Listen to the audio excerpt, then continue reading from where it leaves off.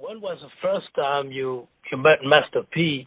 And also, did you knew his brother, his left brother, Kevin Miller, before he died? I did not know Kevin. P and I connected in 92, 91, 92. And, you know, I was instantly, when he and I connected and met, I was instantly, you know, like, this is my guy. He was my friend. He was my brother. So when we connected, it's like our relationship was great. And, you know, it's unfortunate, you know, so many years have passed since we've even spoken. But one thing I will say, during my time with P at No Limit was some of the most fun times I ever had, some of the craziest times I've ever had.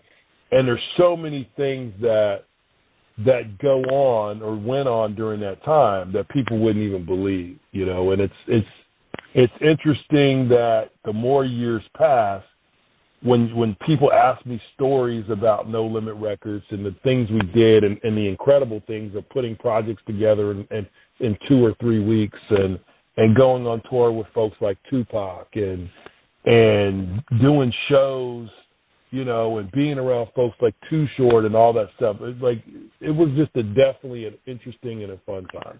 I did not know Kevin. I know, you know, P was real close to Kevin. I know C was close and Silk, they were all close. You know, so anytime a family member dies, it's just pretty tough. And I know that I think that really drove P to want to take his family out of that environment and to make sure that this record side of the business worked. And that's one thing. I've said this before, and I've said this even earlier today. Look, you're not gonna outwork Master P, and I think the drive has to be for him is he always wants to make sure that he is pushing as hard as possible. And I think losing his brother was probably part of that. Is that he did not want to lose any time or take it or waste time. He wanted to make sure he took advantage of every situation he could. Yeah, what was it like seeing, you know, P and Pac, you know, interact? Did they hit it off? Yeah, I mean, they did. They were like, look, they had a pretty good relationship. I think ultimately being around Pac was like, there's so many different sides to him, right? There was like this crazy, wild, fun, want to have a good time guy, and then there was kind of the kind of self-reflective, quiet, and you just didn't know which Pac you were going to get, right? You just didn't know.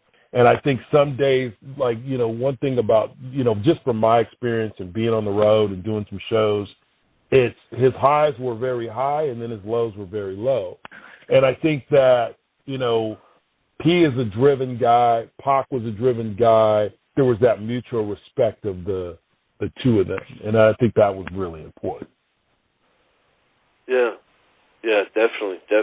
They might have, you know, maybe eventually done something together, you know. Yeah, I think so, because there was a time when, you know, when Pac was putting projects together, he was working with 40 and SIBO, and he was just working with different artists and whoever was hot at the time, he wanted to do something with them and put something together. So I think if had, you know, Pac lived, I think that more than likely they would have, you know, did some stuff together. I think the last time. Make sure to subscribe to the channel, hit the bell for notifications, like, comment, share. Also go over to UGSforLife.com, download the entire archive, and check out new episodes on Apple Podcasts and Blog Talk Radio.